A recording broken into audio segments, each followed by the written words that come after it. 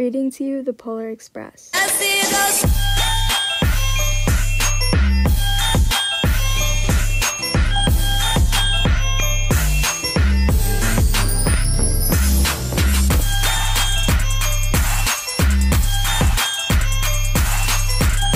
Tocas, it's Chloe. Welcome back to my channel. Before I get started, I just want to say check out all my socials linked below, and also Merry Christmas Eve or Saturday. Today, since it is Christmas Eve, I decided I'll be reading the Polar Express because you guys have been loving the books where I read to you guys, and honestly, tomorrow's video is going to take a lot of work for me to edit and stuff, so I want to do an easy video.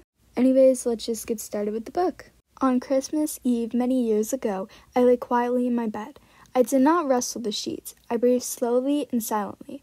I was listening for a sound a friend had told me I'd never hear, the ringing bells of Santa's sleigh. There is no Santa, my friend had insisted, but I knew he was wrong. Late that night, I did hear sounds, though not of ringing bells. From outside came the sounds of hissing, steam, and squeaking metal.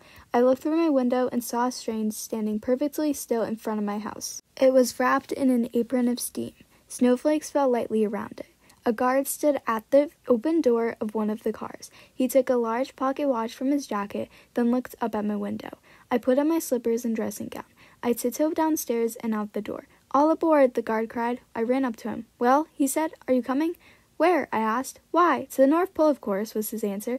"This is the Polar Express." I took his outstretched hand, and he pulled me forward. The train was filled with other children, all in their pajamas and nightgowns. We sang Christmas carols, and we ate sweets with nugget centers as white as snow. We drank hot cocoa as thick and rich as melted chocolate bars.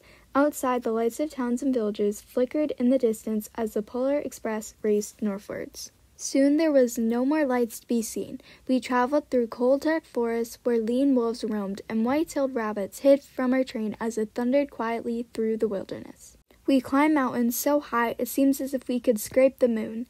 But the Polar Express never slowed down. Faster and faster we ran along, rolling over peaks and through valleys like a car on a roller coaster. The mountains turned into hills, the hills to snow-covered plains. We crossed a barren desert of ice, the gray polar ice cap. Lights appeared in the distance. They looked like the lights of a strange ocean liner sailing on the frozen sea. "There," said the guard, "is the North Pole." The North Pole. It was a huge city standing alone or at the top of the world, filled with factories where every Christmas toy was made. At first, we saw no elves. "They are gathering at the center of the city," the guard told us. "This is where Santa will give the first gift of Christmas." "Who receives the first gift?" we all asked. The guard answered, "He will choose one of you." "Look!" screamed one of the children. "The elves!" Outside we saw hundreds of elves. As our train drew closer to the center of the North Pole, we slowed to a crawl. So crowded were the streets with Santa's helpers. When the Polar Express could go no further, we stopped, and the guard led us outside. We pressed through the crowd to the edge of the large open circle. In front of us stood Santa's sleigh. The reindeer were excited. They pranced and pranced, ringing the silver sleigh bells that hung from their harnesses. It was a magical sound, like nothing I'd ever heard. Across the circle, the elves moved apart, and Santa Claus appeared. The elves cheered wildly. He marched over us and said, pointing to me, "Let's have this fellow here." He jumped into his sleigh. The guard helped me up. I sat on Santa's knee, and he asked, "Now what would you like for Christmas?" I know that I could have any gift I could imagine.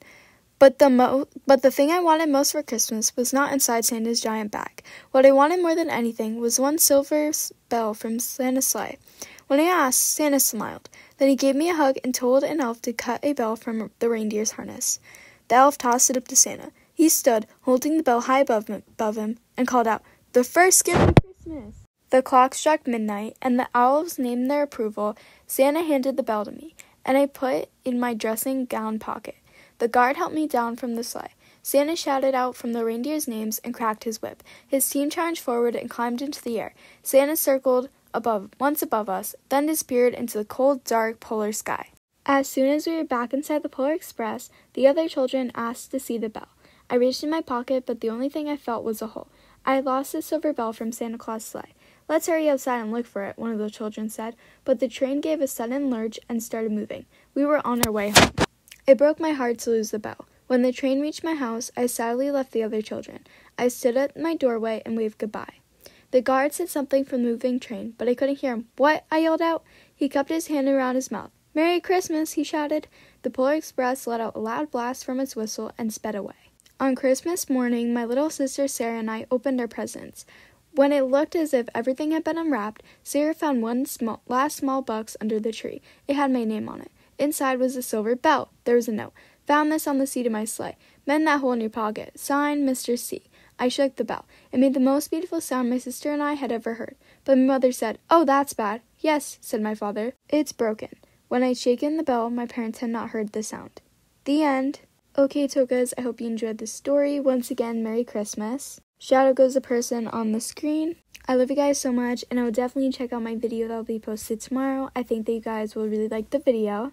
I can't believe it's Christmas. I feel like literally last week, it was literally November 1st, and I thought that was crazy. You guys literally mean so much to me, and you guys are perfect in every way. I hope that you guys had the best festive season ever, and stay tuned for tomorrow's video. Bye, Tocas.